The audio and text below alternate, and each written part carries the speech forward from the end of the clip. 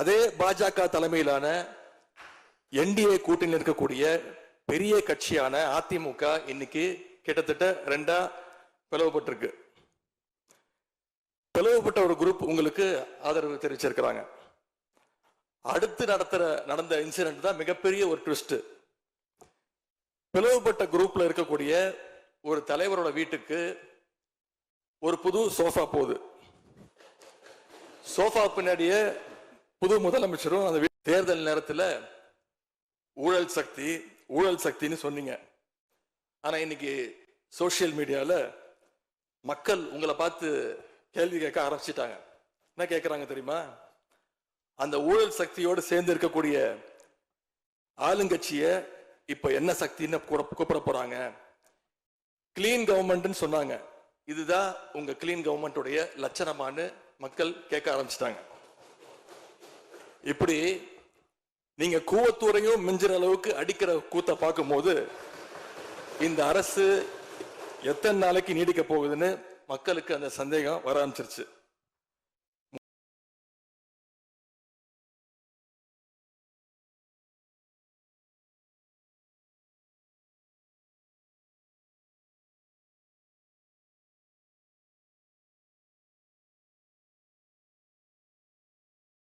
முதல் கோணலே முற்றிலும் கோணல்ன்ற மாதிரி உங்க நடவடிக்கை எல்லாமே இன்னைக்கு நடந்துகிட்டு இருக்கு. இப்படி எம்எல்ஏக்களை எல்லாம் கடன் பெற்று ஆட்சி நடத்துகின்ற முதலமைச்சர் தான் அளித்துள்ள போலி வாக்குறுதிகளை நிறைவேற்ற முடியாதுன்னு தெரிஞ்ச உடனே முந்தைய அரசு, அதாவது எங்களுடைய அரசு வளர்ச்சிக்காக பெற்ற கடன் குறித்து தவறான கருத்துக்களை தந்து மக்களை இன்னைக்கு திசை திருப்ப முயற்சி செஞ்சு கொண்டிருக்கிறார். பெரும்பான்மையும் இல்லாத, அரசியல்ல அடிப்படை நேர்மையும் அல்லாத இந்த அரசு நல்லாட்சி தரும், தமிழ்நாட்டு மக்களுடைய உரிமைகளுக்காக போராடும்னு மக்களுக்கு துளியும் நம்பிக்கை இல்லை. ஒரே மாசத்துல தேர்தல் அறிக்கையில சொன்ன மாதிரி பெட்ரோல் விலைய லிட்டருக்கு 3 ரூபாய் குறைப்பதற்கான உத்தரவையும் எங்க முதலமைச்சர் போட்டார். இப்படி கடுமையா உழைச்சதுனாலதான் இன்னைக்கு 5 ஆண்டு முடிவில் இந்தியாவிலேயே பொருளாதார வளர்ச்சியில நம்பர் 1 மாநிலமாக இன்னைக்கு தமிழ்நாட்டை எங்களுடைய தலைவர் மாத்தி காட்டியிருக்கிறார். நாங்க நம்பர் 1 மாநிலமா மாத்திட்டு தான் ஆட்சியை விட்டு போயிருக்கோம். உங்க ஆட்சியை பொறுத்த வரைக்கும் வெறும் இன்ஸ்டாகிராம்ல ரீல்ஸ் ஆட்சியா இல்லாம ரியல் ஆட்சியா நடத்துங்க. அது மட்டும்தான் மக்களுடைய கோரிக்கை. எங்களுடைய தலைவர், திராவிட முன்னேற்ற கழகத்துடைய தலைவர் முத்துவேல் கருணாநிதி ஸ்டாலின் அவருடைய கட்டளையின்படி நீங்க ஆட்சியை தொடர நாங்க தடையா இருக்க விரும்பல.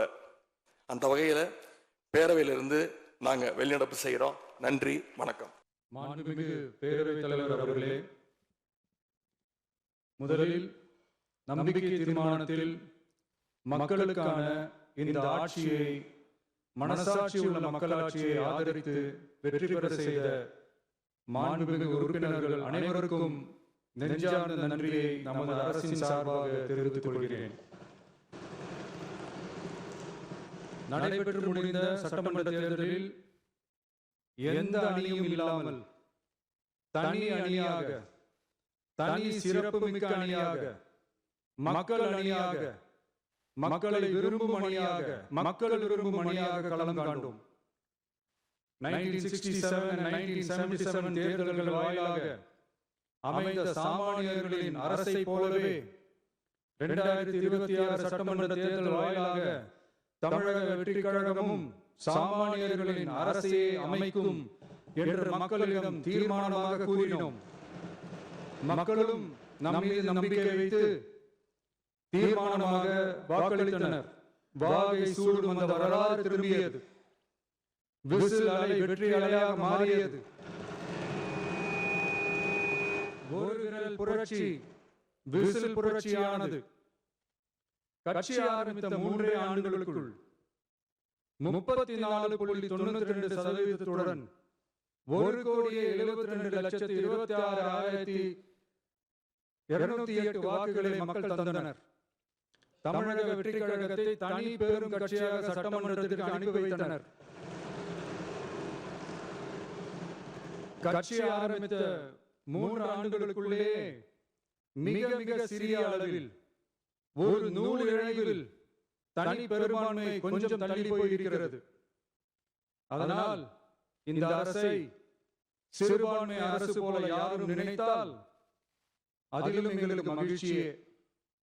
நாங்களே சொல்கிறோம், இது சிறுபான்மை அரசுதான்.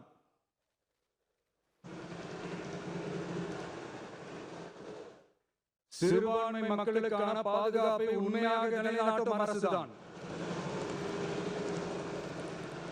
அது மட்டுமல்ல, பெண்கள், குழந்தைகள், முதியோர்கள், இளைஞர்கள், அரசு ஊழியர்கள், ஆசிரியர்கள் மற்றும் உழைக்கும் வர்க்கத்தினர் என அனைத்து மக்களுக்குமாக அமைந்த அரசுதான் இந்த அரசு. அந்த நம்பிக்கை அனைவருக்கும் ஏற்பட்டதால் தான் இந்த நம்பிக்கை தீர்மானத்தில் அது நிரூபிக்கப்பட்டிருக்கிறது. இந்த நேரத்தில் இந்த மாமன்றத்தில் நமது அரசு சார்பாக சில உத்தரவாதங்களை நான் தர வேண்டும் என்று விரும்புகிறேன். தமிழக வெற்றி கழகத்தின் கொள்கை தலைவர்களான தந்தை பெரியார், பெருந்தலைவர் காமராஜர், அண்ணல் அம்பேத்கர், வீரமங்க வேலு நாச்சியார், மக்கள் சேவகர் அஞ்சலை அம்மாள் ஆகியோரின் வழிகாட்டுதலுடன் இந்த மக்கள் அரசு மனசாட்சி உள்ள மக்களாட்சியை தரும் என்று உறுதியளிக்கிறேன். சமூக நீதி, சமநீதி, சம வாய்ப்புடன், உண்மையான உறுதியான ஜனநாயகத்துடன், மதச்சார்பற்ற சமூக நீதி கொள்கைகளுடன் இந்த அரசு நடக்கும். அதில் சிறிதும் மாற்றமில்லை. நம்முடைய இந்த ஆழமான நம்பிக்கையை மனதார நம்பி வாக்களித்த அனைத்து இயக்கங்களின் தலைவர்களுக்கும், அந்த இயக்கங்களை சேர்ந்த மாண்புமிகு உறுப்பினர்களுக்கும் மீண்டும் நன்றியை தெரிவித்துக் கொள்கிறேன். எம் மதமும் நம் மதமே, எல்லா மக்களும் நம் மக்களே, இதில் வாக்களித்தவர்கள், வாக்களிக்காதவர்கள் என்ற பாகுபாடு இருக்காது. இது எல்லோருக்குமான அரசு. இது சாமானியர்களுக்கான அரசு. இது சாதி மத எல்லைகளை கடந்த அரசு. இது பாகுபாடு காட்டாத அரசு. இது பண்பாடு காக்கும் அரசு. இது பண்பட்ட அரசு. அரசியல் காரணங்களுக்காக யாரையும் எதற்காகவும் புண்படுத்தாத அரசு. இதையெல்லாம் போக போக புரிந்து கொள்வார்கள். எனவே துள்ளி எழுந்து பதில் சொல்வதை விட எதிலும் துணிச்சலுடன் செயலாற்றி வெற்றி பெறும் அரசு இது. பதவிக்காக, அதிகாரத்துக்காக அமைந்த அரசு அல்ல. நம்பிய மக்களுக்கு நன்றி கடன் செலுத்துவதற்காக அமைந்த அரசு. அதிகாரம் காட்டி மிரட்டும் அரசு அல்ல, அனைவரையும் அரவணைக்கும் அரசு. எவர் மீதும் வெறுப்பு காட்டும் அரசு அல்ல, எல்லோரையும் விரும்பும் அரசு.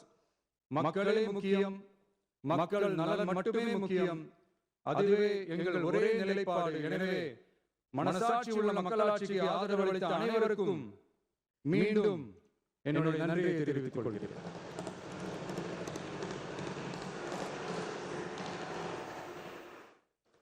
பேரவை மீண்டும் கூடும் நாள் குறிப்பிடப்படாமல் ஒத்திவைக்கப்பட கோரும் தீர்மானம் மாண்புமிகு பேரவை முன்னவர்கள். மாண்புமிகு பேரவைத் தலைவர்களே, பேரவை விதி 25 கீழ் பேரவை மீண்டும் கூடும் நாள் குறிப்பிடாமல் ஒத்திவைக்கப்படா எனும் தீர்மானத்தை முடிகிறேன். மாண்புமிகு பேரவை முன்னவர்களின் தீர்மானம் பேரவையின் முடிவிற்கு விடப்படுகிறது. ஏற்போர் ஆம் என்க, மறுப்போர் இல்லை என்க. மறுப்போரே இல்லை என்று கருதுகிறேன். மறுப்போரே இல்லை. தீர்மானம் ஒருமனதாக நிறைவேறியது. பேரவை மீண்டும் கூடும் நாள் குறிப்பிடப்பெறாமல்